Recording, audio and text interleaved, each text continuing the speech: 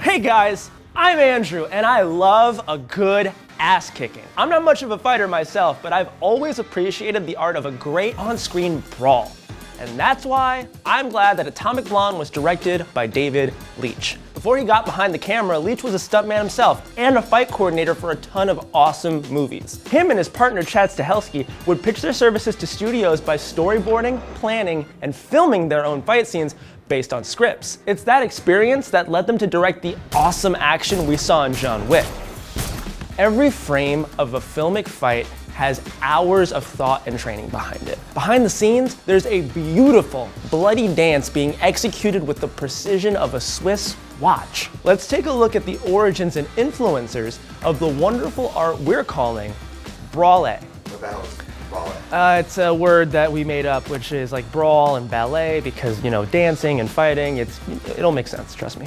Fake fighting is almost as old as actual fighting. Most gladiator fights and medieval jousts were about as legit as a steel cage match. And as long as plays have existed, they've used choreographed battles. Ever read Shakespeare? That's a dumb question. There's a surprising amount of swordplay involved. And he describes every one with just 2 words. They fight. It was up to theater companies to fill the gap. They developed a set of fencing routines that, for the most part, were still in use during the birth of motion pictures. Good thing too, since the swashbuckler was one of the most popular genres in the early days. They were some of the very first action films with cocky heroes, epic stunts, and expert swordplay. One of the earliest examples is The Mark of Zorro from 1920. It was the first film to hire a fencing master to help star Douglas Fairbanks with his sword moves, and fight coordinators have been a necessity ever since. But swashbucklers were expensive, and they fell out of style as cheaper westerns and gangster movies got more popular, though they never went away entirely. Star Wars is basically a swashbuckler in sci-fi clothes, but the biggest innovations in on-screen fighting came out of Asia, with the birth of martial arts movies. Beginning in the 20s, Chinese and later Hong Kong filmmakers were experimenting with their own brand of action cinema. The first Asian action films were in a genre called wuxia, based on popular fantasy novels about warriors in ancient China. Heroes flew through the air, performed feats of strength, and fought mystical villains. Crouching Tiger, Hidden Dragon was the first time most Westerns experienced wuxia, but the genre's intricate wirework and impossibly cool moves were already blowing minds in The Matrix. The Wachowskis hired Hong Kong director and choreographer Yuen Woo-Ping to design the fight scenes for their cyberpunk masterpiece. You can see the trademarks of Woo-Ping's earlier work in the sparring session with Neo and Morpheus, like the dramatic poses and the flying bicycle kicks from Fist of Legend, or the gravity-defying flips from Drunken Master and Tai Chi Master. After The Matrix, wire fu became the hottest thing in Hollywood, and it's still very much alive today. But if you like your action a little more down to earth, the kung fu films of the 70s and 80s took place in a realistic, contemporary setting. And instead of actors and acrobats, the heroes were played by legit martial artists, like Jackie Chan, who introduced comedy into martial arts movies and starred in over 150 films. And Bruce Lee, the Enter the Dragon star who became a global phenomenon despite only being in 5 films. Studios churned out kung fu films by the bucket load, and a lot of them made their way to America in recut and badly dubbed versions. Go on, you show me. What? Show? Hey, Kung Fu show! It's worth noting though that these were some of the only action movies where the heroes aren't just roided out white dudes, and they made a big impression on the African American community. Wu-Tang anyone? As in, the films were also a big influence on aspiring filmmakers like Quentin Tarantino, who basically wrote Kill Bill as a love letter to the genre. The House of Blue Leaves sequence takes a lot from Jimmy Wang Yu's The Chinese Boxer, where the hero fights off 100 enemies in one scene. There are also homages to Bruce Lee in Fists of Fury, like the part where he starts nunchucking away and the angry mob backs off for a second and is just like, whoa! It's all over the place. So while fight choreography was breaking new ground in Asia, what was going on back in the USA? Remember, Sally, when I promised to kill you last? That's right, Major. You did. I lied. Well, for starters, most 80s action stars were a little too beefy to pull off quick acrobatic kung fu choreography. I'm not saying there weren't standouts, by the way. I'm obsessed with the legendary back alley brawl in They Live. It's an agonizingly long cerebral slugfest. And by the end, it feels like you just got your ass kicked by Keith David. But for the most part, American action heroes specialized in taunting and quips. I have come here to chew bubblegum and kick ass.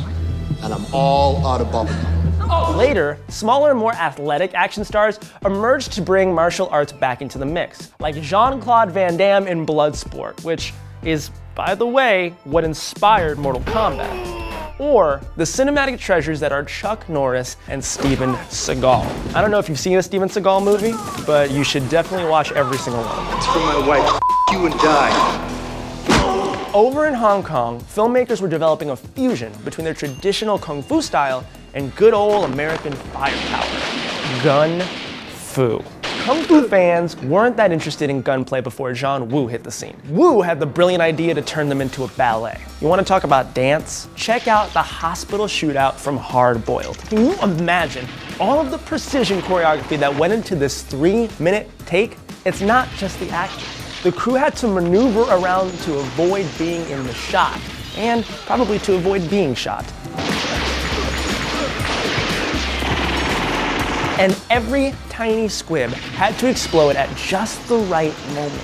There was one part where the two characters duck into an elevator and they're only in there for 20 seconds, but outside the crew is changing up the entire set so that they can continue the carnage the moment they step outside.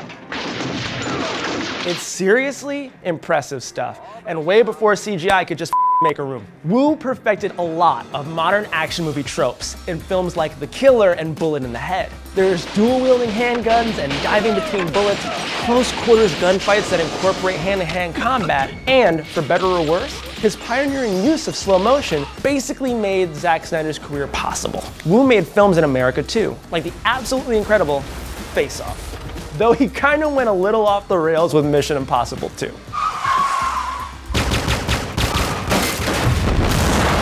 Aside from some bright spots, US action movies were in a pretty crappy place during the 2000s. I mean, I remember it, it was terrible. And while overseas action fans were enjoying movies like Ip Man, Old Boy, and The Raid, we got stuff like the Taken and Bourne movies. The first ones were alright, but they established the trend of shaky cams, quick cuts, and close-ups that make the action impossible to follow. That's why John Wick was such a breath of fresh air.